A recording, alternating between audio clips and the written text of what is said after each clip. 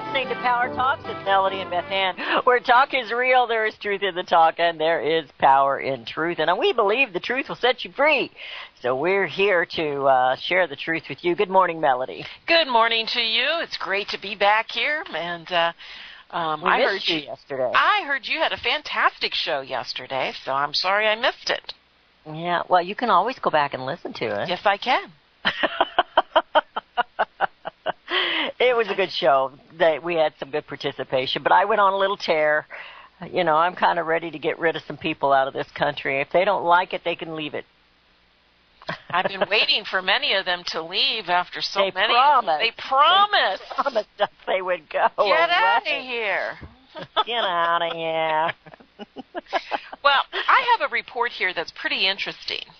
Okay. Now, this was a survey from the Victims of Communism Memorial Foundation, a D.C.-based nonprofit. 1 in 2 U.S. millennials say they would rather live in a socialist or communist country than a capitalist democracy. 22% of them have a favorable view of Karl Marx, and a surprising number see Stalin and Kim Jong-un as heroes. Millennials now make up the largest generation in America, and we're seeing some deeply worrisome trends, and this is from the executive order of the organization. The millennials are increasingly turning away from capitalism and toward socialism and even communism as a viable alternative. But the question is, do they even know what it is? I should say, do they get to take their iPhones with them? Yeah. The survey, which was conducted by research and data from YouGov, found that millennials are the least knowledgeable generation on the subject, with 71% failing to identify the proper definition of communism. And they say this is a troubling turn. Some other of the findings include 53% of the millennials believe that America's economic system works against them, which is the same percentage in the prior study. Meanwhile, 66% of Generation Z, ages 16 to 20, says that the system works for them. Well, yeah, they're not old enough yet. When it comes to wealth divide, Americans seem to be on the same page, with 80% saying it's a serious issue, up from 78% a year ago. They also mostly agree, 68%, that the highest earners don't pay their fair share in taxes. And so, again, what this report shows that, you know, the education, the youth is, you know, lacking, to say the least. And they had also a scale. I had to get out it was such small print. It was people that they view as a hero. And number 1 was 60% believe that Ronald Reagan. He was the top of the list. Number 2, Bernie Sanders. Well, there you go. That's two opposites. Which is really surprising. Let me just say this list real quick. George W. Bush was 3rd. Even Donald Trump, he was 6th. So it doesn't really, but then 1, 2, 3, 4, 5, 6, 7, 8. After Donald Trump, it was Hillary, and then after that, they were all, you know, Putin, Marx, Lenin, Stalin, so forth. Were they just naming names that were familiar to them, or? You know, one of the things that when you mentioned that when you started out, they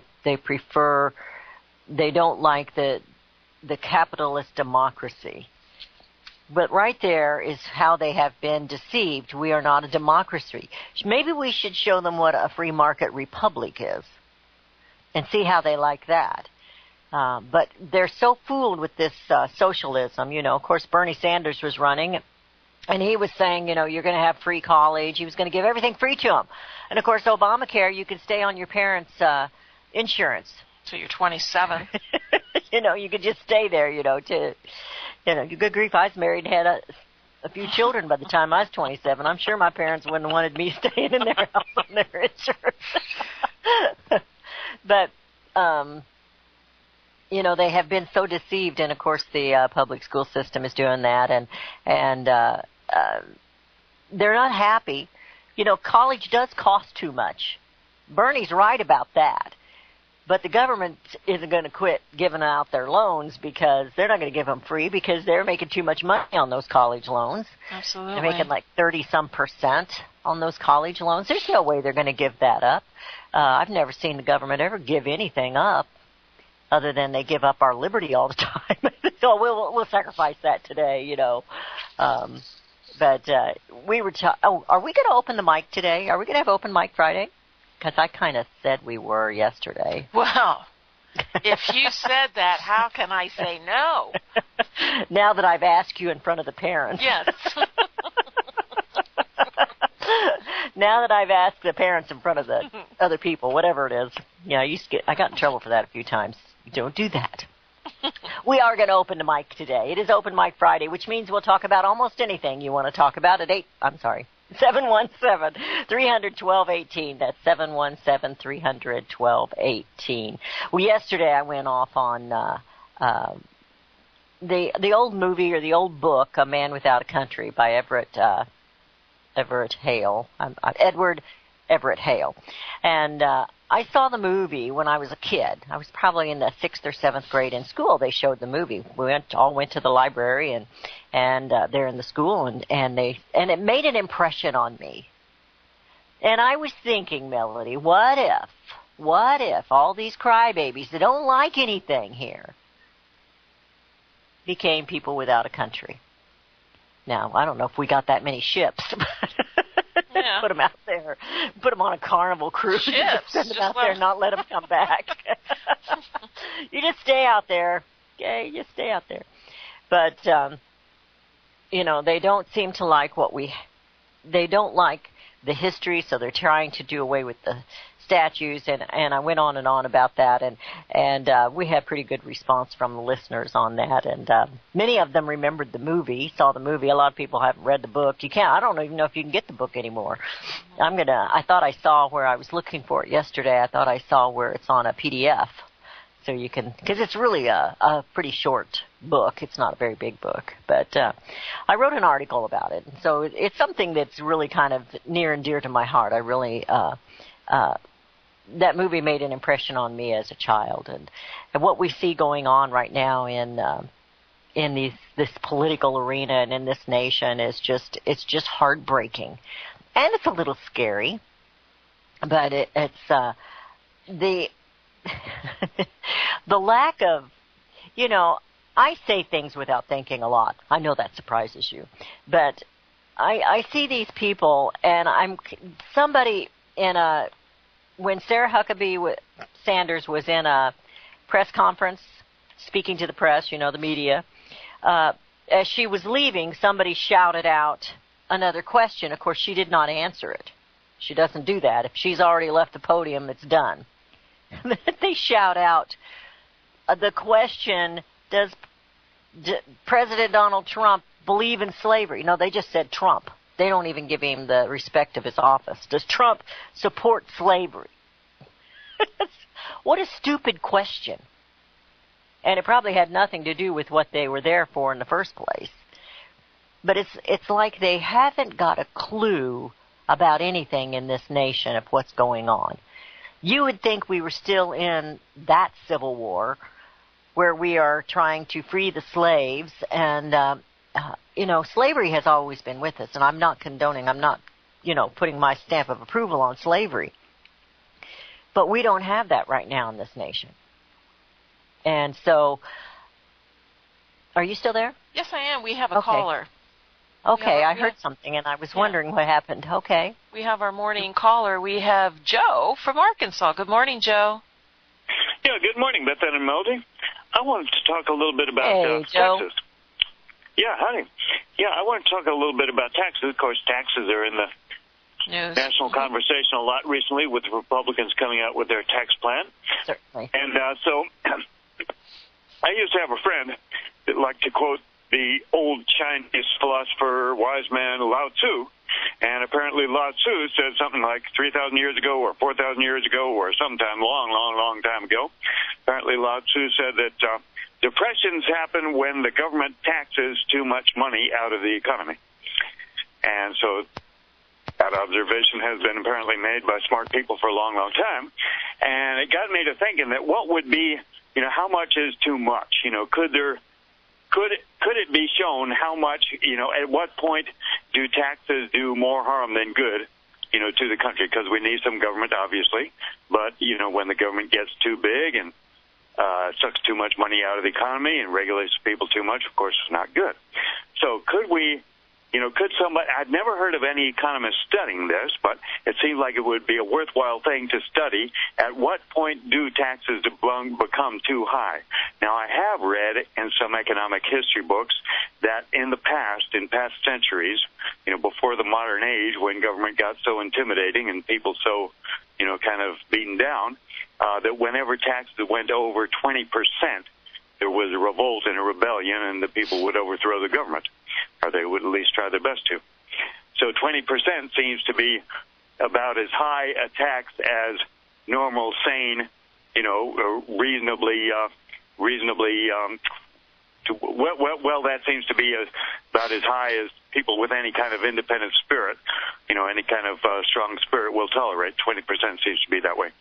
And it seems like countries, when they're at their peak, generally, I think their tax rates are somewhere between about 10 and 20%, like I remember in the 1950s, just after World War II, when the United States was kind of in its golden age, the most strongest, dominant, prosperous, happiest country in the world, all this kind of stuff.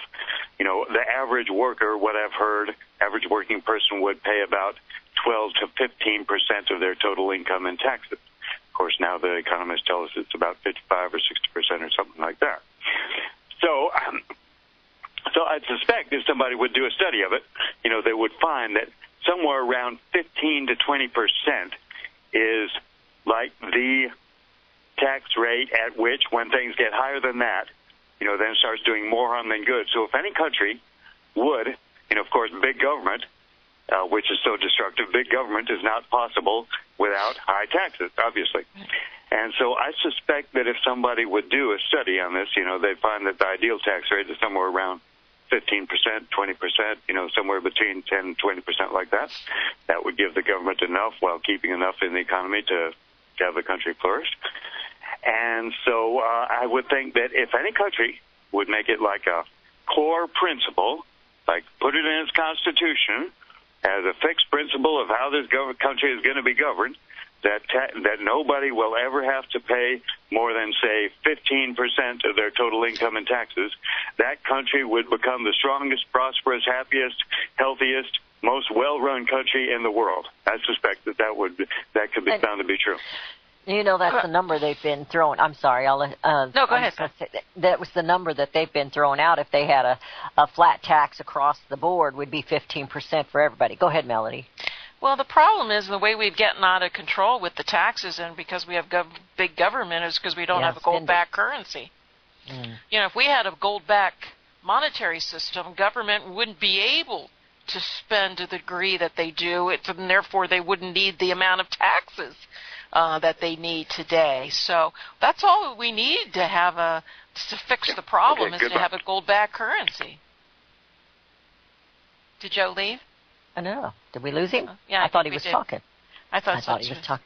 But really, what is the best tax rate? Well, the best tax rate is as little as possible, and with as little as possible as government. But they have to continue. They continue to spend. The rates continue to rise. We have inflation. Prices get more expensive, and everything gets out of control. But it is these higher tax rates that people begin to wait. Maybe that's part of waking them up. Oh, I hope so. I hear the music. We are having Open Mic Friday. Your calls are welcome at 717-300-1218, 717-300-1218. I have something I want to talk about, unless Melody's got another one that she's going to bring up, but you come first. 717-300-1218, and Melody and Beth Ann will be right back. Hear it first on FirstAmendmentRadio.com and FirstAmendmentRadio.net. Gold and silver is tremendously undervalued. Global demand vastly exceeds mine supply by more than 60% annually. There is little in the financial world more certain than a coming explosion in the prices of gold and silver. The U.S. dollar continues to lose value and respect as the world's reserve currency. Our nation faces challenges on many fronts, and a day doesn't pass without another economist bringing forth warnings of impending economic calamity. There has never been a better time than right now to acquire physical gold and silver. Discount Gold and Silver Trading was founded on the principles of truth and honesty. We believe in providing a quality product, quality service, and most importantly, competitive pricing. We provide all forms of precious metals, including American gold, silver, platinum, and rare investment and circulated coins. Silver bars, rounds, and 90% silver bags are on hand for the silver investor. Gold self-directed IRAs are available. Call Discount Gold and Silver Trading at 1-800-375-4188. Toll free, that's 1-800-375-4188. Visit crosstheborder.org, C-R-O-S-S, crosstheborder.org, to get your print, EPUB, or PDF version of Nicholas Arthur's new book titled When the Third Temple is Built. That's crosstheborder.org. When it comes to prophecy today, much of the evangelical Christian world has their eyes on Israel, waiting and watching to see when the third temple will begin to be built. The plans are drawn. The Jewish people are eager. Most evangelical Christians today believe that the rapture will happen before the third temple is built. Hi, I'm Michael Yuji. I was taught that Daniel's 70th week was in the future. Is that really what the Bible teaches? Have we searched the Scriptures and found this to be true? Why is it so important for a reestablished Israel to build a third temple in Jerusalem? Is it necessary to build a temple on the same location already occupied by the Dome of the Rock? Is it necessary for sacrifices to take place in the temple on Temple Mount? Is there really a rapture followed by 7 years of tribulation? What is the New Testament temple? Can we identify history and prophecy? Who is the first beast in Revelation chapter 13? Who are the 7 kings in Revelation 17? I have asked all these questions, and I have found Nicholas Arthur's new book, When the Third Temple is Built, answers all these questions and more, using Scripture to interpret Scripture. The Bible says that no prophecy of Scripture is of any private interpretation. Nicholas shows us in his new book, When the Third Temple is Built, how the Bible interprets prophecy and not man's private interpretation. Visit crosstheborder.org, C-R-O-S-S, crosstheborder.org, to get your print, EPUB, or PDF version of Nicholas Arthur's new book titled When the Third Temple is Built. That's crosstheborder.org. Years ahead of the dominant media, FirstAmendmentRadio.com and FirstAmendmentRadio.net. And we have returned. You're listening to Power Talks with Melody and Beth Ann in the morning. We have Open Mic Friday. Your calls are welcome at 717-300-1218. That's 717-300-1218. Well, Melody, this is totally away from taxes. And but this is I don't want to go away from taxes yet. Okay. I just want to make one more comment. Yesterday they did release the tax reform, and yes, everything, and I appreciate Joe for calling and talking about this. And yesterday when Paul Ryan made the announcement, he says, "Oh, everybody's going to get to keep $1,200," and he was up there, "Oh, you'll be able to pay for college, you'll be able to do this, you'll be able to do that, you'll be able to," and it's like, are they so out of touch? Yes. I mean, can anybody truly applaud keeping $1,200? And there's some positives and some negatives. And my question is, and they show this little form, that's a half a sheet of paper, just a little bigger than a postcard. Everybody's going to be able to fill it out and mail it in. Well, you know what? How many jobs are going to be lost to H&R Block? Well, I guess that's also another way of looking at it. I want to know what happened to $4,000. They were telling us we were going to get $4,000. Now it's $1,200. I'm starting to feel a little bit There's still a lot of people that need help with getting their taxes done and so forth. But if they're simplifying it so much that all you need, it will. H&R. I mean, it's a serious question. H&R Block has 60,000 plus employees. And certainly they're part-time. Well, we have a lot of CPAs out there that are going to be listening. Yeah. but CPAs do corporate taxes and things like that, so they'll still be able to, they'll charge more to offset maybe some of the, losses on the individual return, so that prices will go up there to offset that. But the CPAs will still be in business to some degree. But I would think H&R Block would be hit very heavily if most people now no longer have to go, into H&R Block and just be able to fill that little postcard. So these are things that have various impacts. And now, is there a type of savings in there that would offset? I don't think $1,200 is enough to offset, a person's job. And you always have to remember the multiplier effect, that you have one person laid off, it equals to like 3 people. It affects 3 people. So you do have to keep that in mind. And while we're on finances, I just also want to say yesterday, President Trump nominated Jerome Powell to run the Federal Reserve to replace Janet Yellen. Her term expires. I believe it's in February that her term expires. And Trump didn't like her to begin with during the campaign. Trump had said that Yellen should be ashamed of herself for creating a false stock market. He praises her a little bit now, and certainly the person, Jerome Powell, is very much like her. So I was going to ask you what you thought of him, because I really don't know.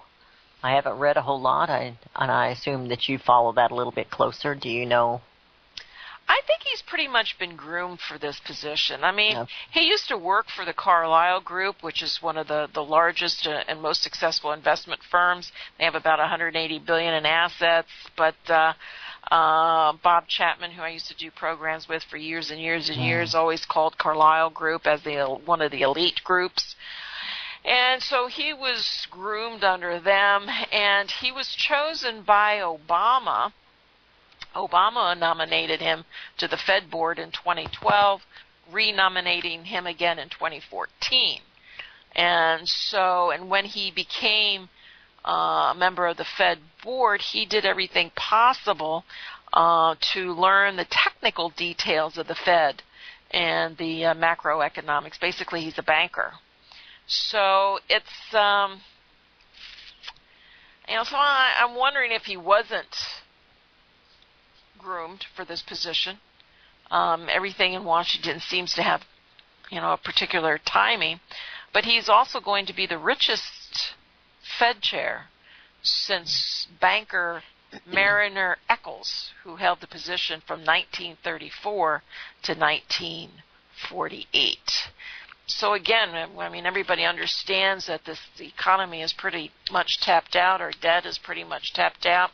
Everyone is expecting to have a market correction here shortly. We have the debt ceiling coming up in December. We have a tax reform that we're not quite sure how it's going to get paid for. We'll probably have a temporary positive reaction in the markets, but I don't think it's going to be any different than Ronald Reagan's after the initial positive impact from the tax reform. We went knee-deep into a recession, and debt was increased by 130%. And I pretty much see the same thing happening here, even if it does. I'm thinking we already have a positive effect just with the promises of the tax reform. So, well, and even this isn't what we wanted. It wasn't what we hoped for, but they can do it again. That it's something. It isn't all that we wanted, but it's something. It's so maybe moving on then, maybe next year or the next after that, they can say, let's look at this again. Of course, it's like you said, as long as we have this debt, they really can't. They can't. They can't do what we'd like them to do. No, so, we're too deep in debt. It can't be, we can't go back. Now we're barely paying the interest on the debt. That's all we're doing. So that means roads don't get fixed, highways don't get built. Technically, that's all the government should be doing with our tax dollars anyway. They shouldn't be into all these programs. They shouldn't be giving grants. They shouldn't be doing this and doing that with our tax dollars unless we say, this is something we want to pursue. And that goes back to what we started out with the millennials wanting a socialism over a capitalist democracy. Well, what is it that they want? They need to sit down and tell me exactly what they want. I want to know what they want. You can't just spout off, I want free college. You can't just spout off, I want to remain on my parents' insurance until I'm 27. In fact, maybe let's make it 37. You can't just say that. You have to have some kind of logic and common sense behind it. And what I went and grabbed after when we were at the commercial break, and I know we don't have time to get real deep into it, but I've done some, and I've kept the articles that I've checked out, that I've researched a little bit, just the simple ones because I don't like to get too deep. But comparing socialism and democracy and a republic, and what they really, really are, the differences and the similarities in them.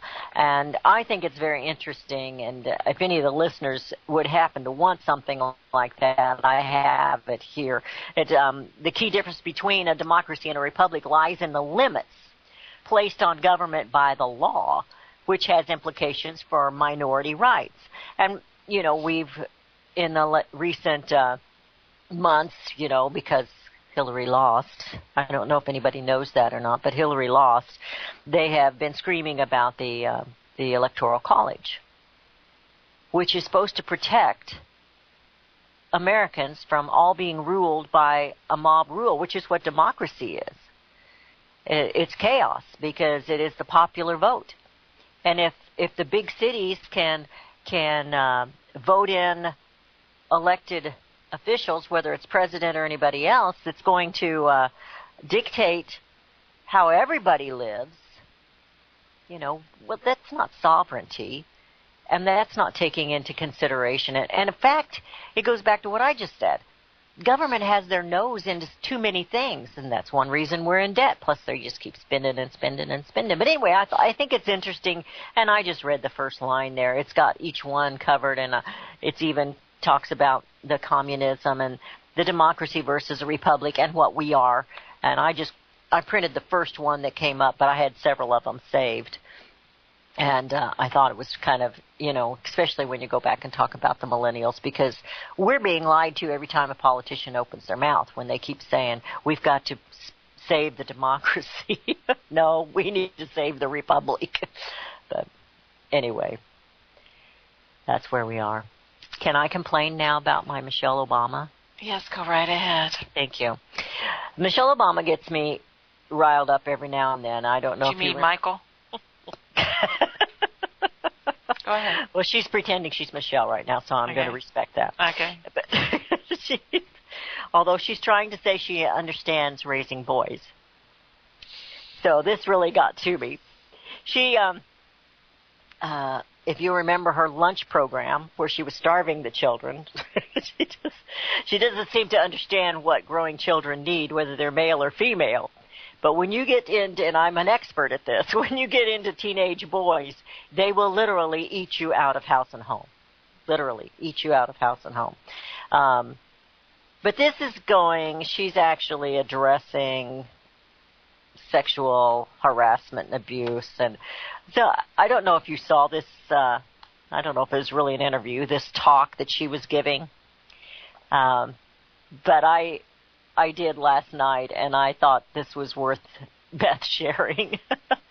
Former First Lady Michelle Obama explained yesterday at a summit in Chicago that she believes men are entitled and that women protect them too much. Speaking at the first Obama Foundation International Summit, Obama, one of the event's headliners, said that men are essentially babied and protected by women while women are raised to be strong. Now, I don't think that I babied and protected, and my children, my 5 sons would tell you that I did not mollycoddle them a whole lot.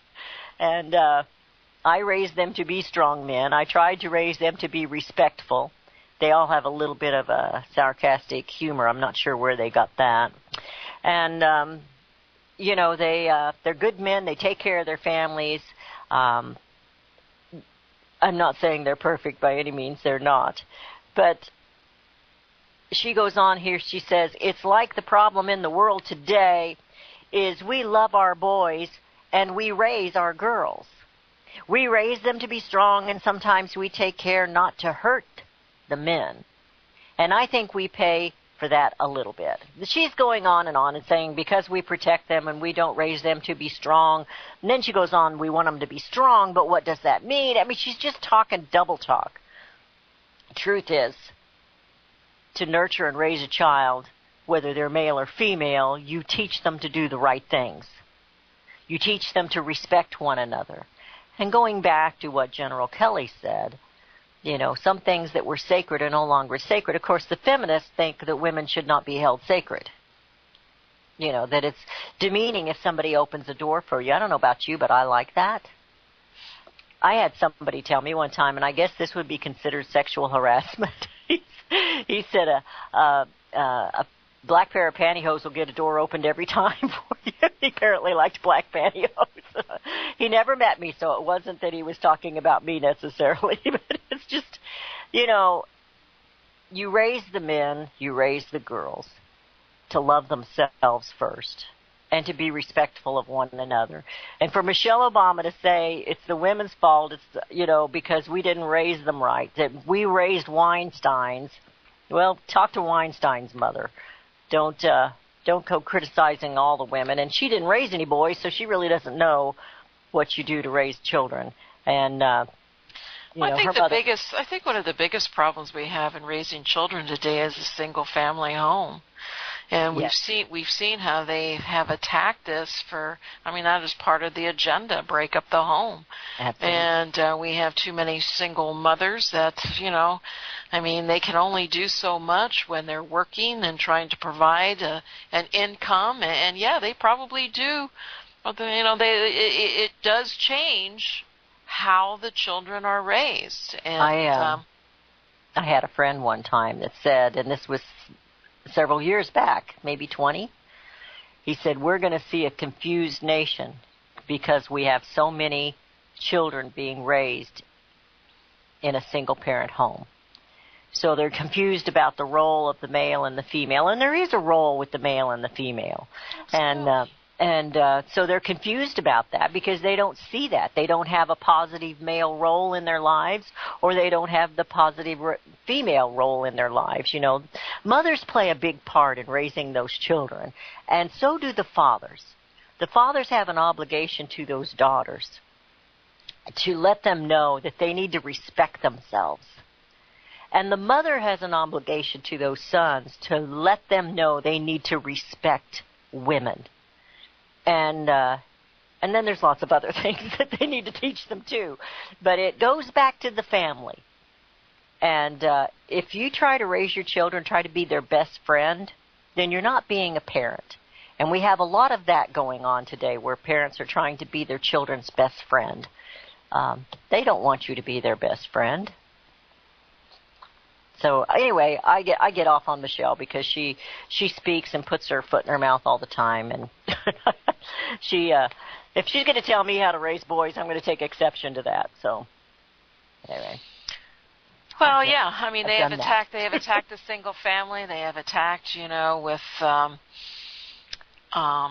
divorce, making divorce so easy.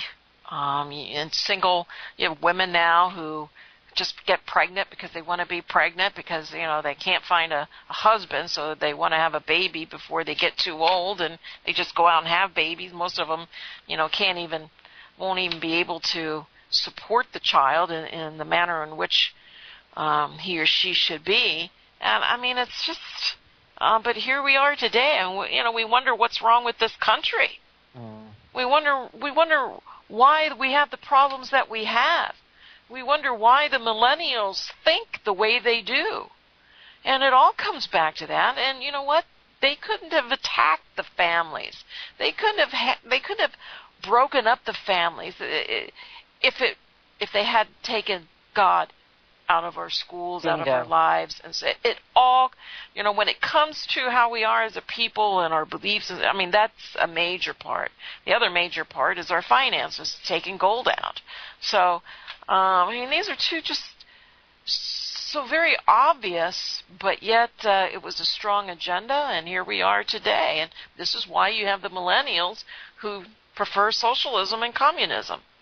And they want something for nothing because they haven't had a bad day in their lives. And so, I mean, it's great. It's nice to say, well, they've had nice, gentle lives and so forth, but at what cost? At what cost? Because eventually those bad days are coming, and it'll be very difficult for many of them to deal with it. And what happens to when the parents, and I agree with you, parents have become friends. What happens when their parents are deceased? I mean, they might be a little lost, I suspect. But anyway, we have lots of problems in this country, and I think you hit the nail on the head. The very core of it is God. Absolutely. He's not the problem. It's the fact that we don't put Him first is the problem. Yes. You have to put Him first in your family, in your marriage first, in your family, and when you don't, things fall apart. Those children need to be raised. They need to be raised to believe and respect and fear God. They need to understand that the Ten Commandments aren't a bunch of no-nos. They're a bunch of protections. And, there's things that you have to teach the children. And if you don't, if the family falls apart, I've said it for a long time, a weak family is a weak nation. And so when our families aren't strong and together, it doesn't matter if you're rich. When I lost my home in a fire, I had my family. I had my family around me. I had everything I absolutely needed, except for a change of underwear. But I mean, you had what God had given you, and it's... You talk about a strong family, and the family doesn't need to be mother, father, and children. I mean, I don't have children. Not a village, Hillary. My church, my church was my family. And so this country as a nation was a family. And that family has been broken up. So, I mean, it doesn't have to be blood relatives to be a family. And that is, was what I believe that we have lost. It's all about ourselves. And again, it's a conditioning of the people. They knew how to condition the people, the sheeple. They conditioned them to, it's the disposable society in which we live. Now, it's just not down to, your cell phone that's disposable. It's our relationships. It's but it's the mentality in which they've decided to place on us, the propaganda that they give us to where they lead us down this path. They are the Pied Panther, the elite, the evil. They're the Pied Pipers. And they have, taken these people, chasing a carrot that doesn't exist. And in doing so, they have broken up families, they've broken up relationships, they've, it's all about me. It's what I believe, and it doesn't matter what anybody else believes. It's what I want. I want it today. I don't want to work for something.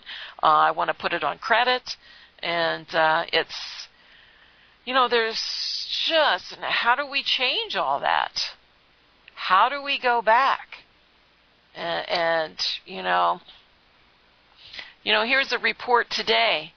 78% of U.S. workers are living paycheck to paycheck, and 71% of them are in debt. And that's all because it's I want it today. I don't want to work. I don't want to save. And who benefits? Who benefits? Yeah. Well, then going back to the church being the family, we have, that's another thing that is no longer sacred in this nation is the church time. It doesn't matter what denomination you are. There was a day in this nation, most of the stores and things were closed on Sunday. The schools didn't schedule things on Sundays or Wednesdays because Wednesday evening was church night. But that's all out the door now. And the church comes last. And everything else comes before it. And, that's just another example of where things have gotten all mixed up in this nation, where we're not putting God first. We're not putting the things first. One of my sons was talking about his daughters into different things right now. She's 10, and he said, so we had to make a decision because they were putting practices on Sundays.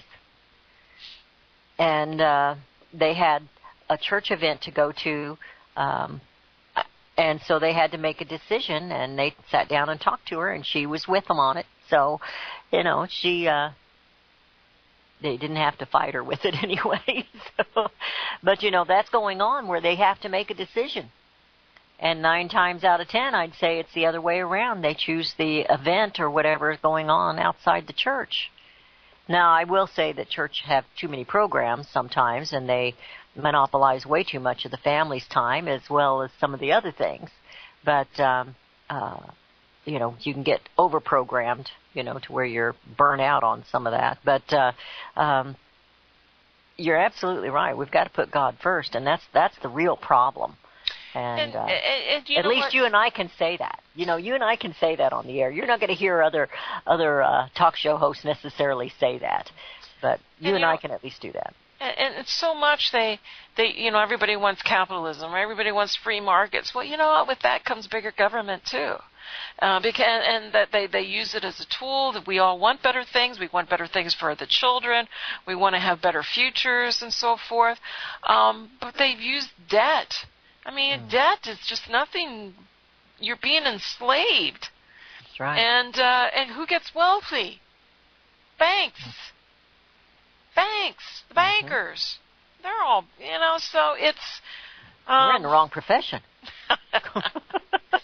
But no, the point is there's a beginning of it and there is an end to it. Because it becomes an end where it's no longer sustainable. And you hear now, you have populations,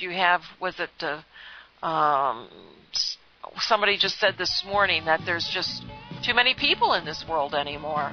The population. So you got the plague. Yeah. That's beginning to become a concern. So. Absolutely. Well, we're going into a break, and we do have a caller right now, and so we're going to wait. If Arthur, will you practice your patience, and we'll be back with you as soon as we're done with this commercial break. You're listening to Power Talks with Melody and Beth Ann in the morning. We've opened the mic today, although I think we kind of monopolized it this segment, but the number to call is 717-300-1218. That's 717-300-1218, and we will be right back. Hear it first on FirstAmendmentRadio.com and FirstAmendmentRadio.net. Since the beginning of time, kings have sought it, nations have fought for it. It has been traded, it has been borrowed, it has been purchased, it has been stolen. There's a reason for it. To secure the blessings of liberty to ourselves and to our posterity. Invest with the security of gold and silver.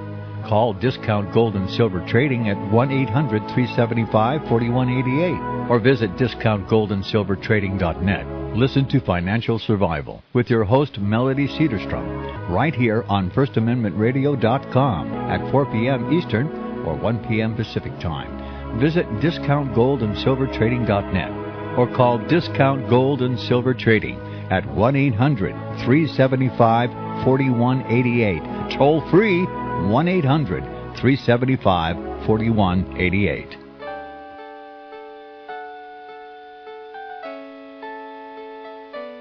The program you are listening to is 100% sponsored by you, the listener, on this First Amendment Rights Media channel. You will notice that there are few commercials on this radio network. There's a good reason for that.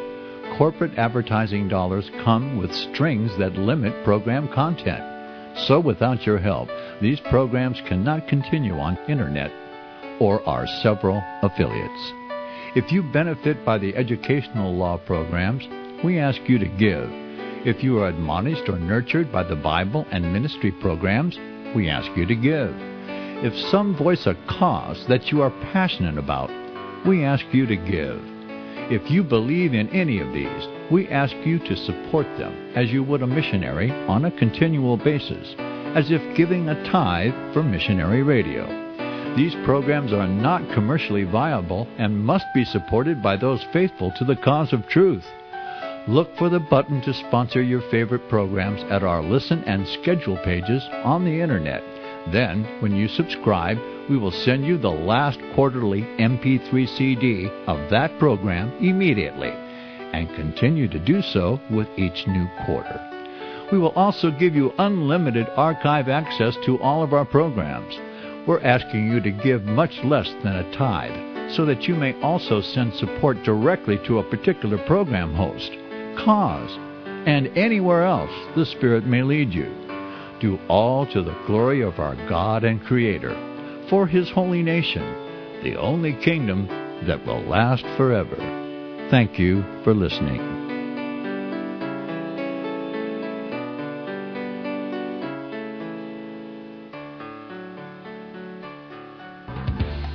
Hear it first on FirstAmendmentRadio.com and FirstAmendmentRadio.net. And we have returned to listening to Power Talks with Melody and Beth Ann in the morning, and it is the final segment of today's show. It is Open Mic Friday, although we kind of monopolized the last segment. We're going to go to Arthur. Arthur, how are you today? Good morning, Beth. Good morning. Good morning. What's on your mind, sir? We're doing all right. I called and make a comment in regard to the churches. This is an opinion now. All right. According to my research, or whatever you want to call it, the churches have all been infiltrated by the Vatican. In other words, the Vatican, from what I understand, controls all the churches, all of them. No, that's not true. It's not true. Maybe in the rural areas like where you guys are at, but the majority of the big churches, all the city, are controlled by the Vatican. And when they take on the charter, when they get their licenses, they make an oath to that. I have a documentary in regard to that. You know, I'm Southern Baptist, and the Vatican has nothing to do with the Southern Baptist Church. Well, I understand that, but see, now there's another thing. See, everybody's got all these denominations. There's only one denomination, Beth, and that's Jesus Christ. All this Baptist and Catholic, and that's all. This is how they complicated it all. There are non-denominational churches too. Well, the Vatican does control the majority of the big churches. They do. I know. Well, I know they control the Catholic churches, but and maybe some of the others that are broke away from there, but not the Baptist Church. What controlled the churches? What controlled the churches is the government. The United States. And the bankers. And the bankers. And the bankers, in which they do have, in which, the connections to the Vatican is, but yeah, I mean, there are controls, and I agree that, churches have had their hands tied. Well, I've got three sons in the ministry. I've got 3 sons in the ministry, and I'll guarantee you they're not controlled by the Vatican. Or government, In my opinion, the real church is your third eye. Your connection to God is a personal thing, okay? This is what I was raised as. Yes, it is. And the church is your third eye. This baloney going to some building and showing off to your neighbor, yeah, look at me, I worship this and that. And, that's one of the reasons. And when I was forced to go to Bible school when I was a kid. And I didn't really want to go, but my parents forced us. And when I went, it ended up being a nightmare anyway. I ended up going to church with the kids I went to school with them. A lot of them were troublemakers. It was no different there than it was in school. I got in trouble in there, too, by being around the people I went to school with. So you know what I ended up doing? I ended up becoming an independent. I don't have any more. I don't take on many friends. I maybe have 2 friends. Do you read your scriptures, though? Oh yes, ma'am. I've got the King James version on CD. I listen to it all the time. All right. Constantly. Okay. All right. And, as long as you're doing that in prayer, but it does. But the Scripture does tell you need to commune together.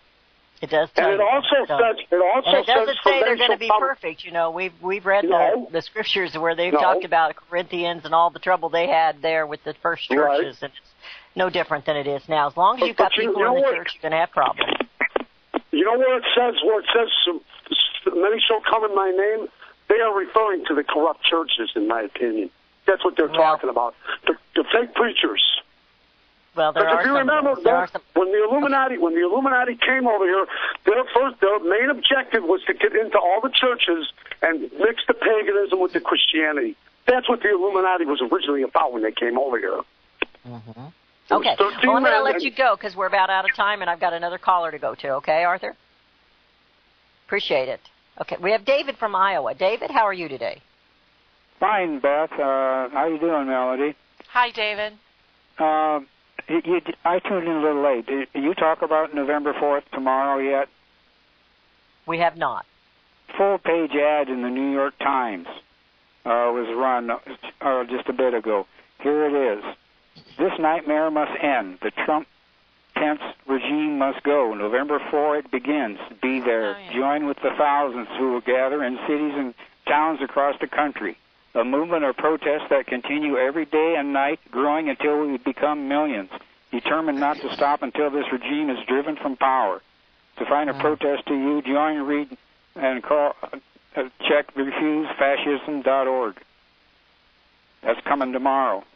The website refusefascism.org was founded and funded by George Soros.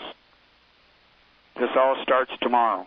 You can get it on, key in your search, and it'll call up. It's all over the place. Wow. Yeah, it is. That does start tomorrow, and I guess they're going to go there. It's going to be sort of like a Occupy Wall Street. They're going to hang out until supposedly Trump is removed. But doesn't work that way. Did anybody ever tell them that? Yeah, well, yeah, it doesn't work that way. But you can see, and Mr. Trump leaves today for Asia. I believe Ivanka's already left, so. They're actually showing up at a time when he's not even there, so it goes to show you that, and we'll see just how organized they are. What comes of this. And not much. Yeah. Well, so, I'm sure that the mainstream media will make it out to be bigger than it is, but it just amazes me. It really does, David and Melody, that the hate that's going on and how they just think they can control this. How much is a full-page ad? That's probably the wrong phrase to use. Go ahead, David. I'm sorry. How much does a full-page ad in the New York Times cost? Oh, I don't know. More than I got. I bet it's more than $1.29. Well, you'll have those millennials that I was talking about earlier today. They'll probably show up. But you know what? I was reading. I had a Newsweek article about this, and it, they're concerned about climate change because the administration is ignoring climate change. It's like I am too, because it's cold outside today. I didn't like the climate change that took place today. We had a beautiful day yesterday, and it's cold out today. I mean, so it's just like I just don't get how they think, but. Well, I appreciate you reminding us, David, because I had not seen that. Melody has, and I had not, so we should have been talking about that. It's on the internet. You can get it. All right. I appreciate it, David. Thank you. You have a great weekend. We are running out of time, Melody. We going to give the number out one more time, but you're going to have to call quick. 717-300-1218. That's 717-300-1218. Yeah, well, these people, this guy, Andy Z, he's a member of the advisory board for Refuse Fascism. He says what Trump and his administration are doing could pose an existential threat to humanity. It's like, really? I think he is the threat to humanity. This Z guy, Andy Z. So it's bizarre. Well, I had not heard it, and I probably should have heard it, but I've been watching the news. We talked about it on the program before. Well, was I asleep? Probably. What happened? Well, I don't know. Well, I missed it. Maybe it's because I see them occupying D.C. all the time. I call them D.C. occupiers occupying offices and cutting deals. And those deals are for them, not for us. And I think we see that.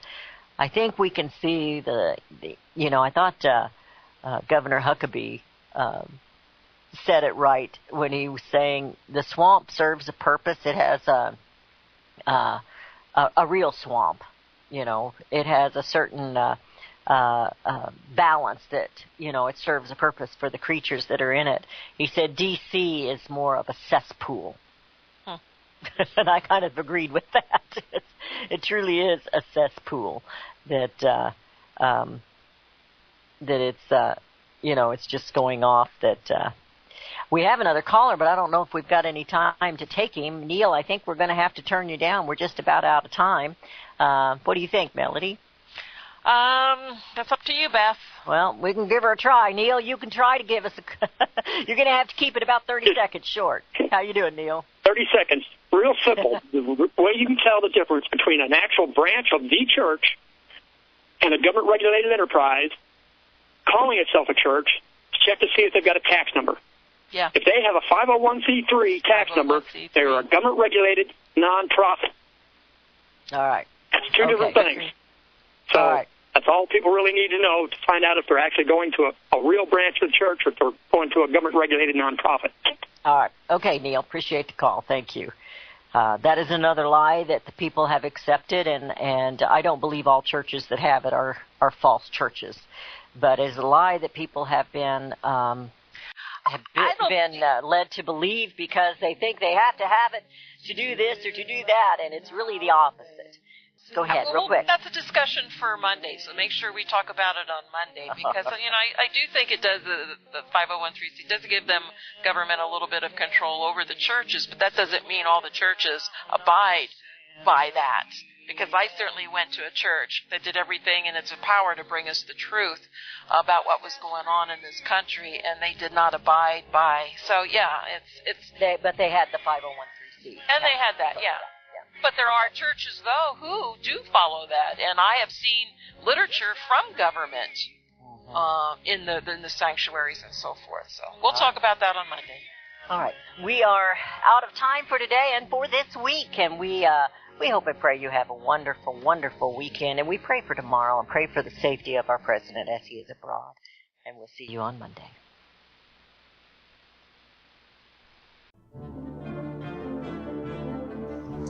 Visit crosstheborder.org, CROSS, crosstheborder.org, to get your print, EPUB, or PDF version of Nicholas Arthur's new book titled When the Third Temple is Built. That's crosstheborder.org. When it comes to prophecy today, much of the evangelical Christian world has their eyes on Israel, waiting and watching to see when the third temple will begin to be built. The plans are drawn, the Jewish people are eager. Most evangelical Christians today believe that the rapture will happen before the third temple is built. Hi, I'm Michael Eugene. I was taught that Daniel's 70th week was in the future. Is that really what the Bible teaches? Have we searched the scriptures and found this to be true? Why is it so important for a re-established Israel to build a third temple in Jerusalem? Is it necessary to build a temple on the same location already occupied by the Dome of the Rock? Is it necessary for sacrifices to take place in the temple on Temple Mount? Is there really a rapture followed by 7 years of tribulation? What is the New Testament temple? Can we identify history and prophecy? Who is the first beast in Revelation chapter 13? Who are the 7 kings in Revelation 17? I have asked all these questions, and I have found Nicholas Arthur's new book, When the Third Temple is Built, answers all these questions and more using Scripture to interpret Scripture. The Bible says that no prophecy of Scripture is of any private interpretation. Nicholas shows us in his new book, When the Third Temple is Built, how the Bible interprets prophecy and not man's private interpretation.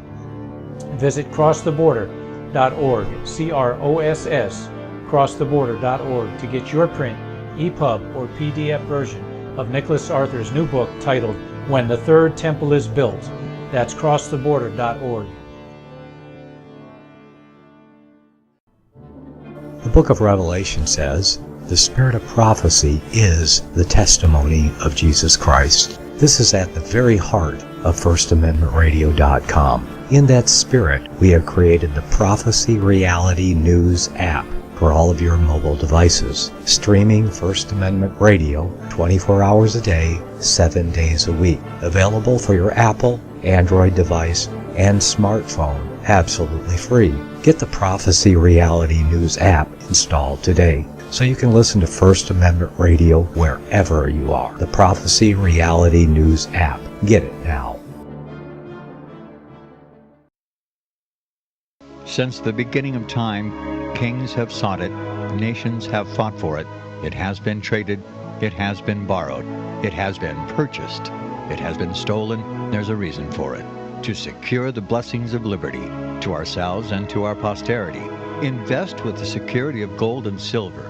Call Discount Gold and Silver Trading at 1-800-375-4188 or visit discountgoldandsilvertrading.net. Listen to Financial Survival with your host Melody Cedarstrom right here on FirstAmendmentRadio.com at 4 p.m. Eastern or 1 p.m. Pacific Time. Visit discountgoldandsilvertrading.net or call Discount Gold and Silver Trading at 1-800-375-4188. Toll free 1-800-375-4188.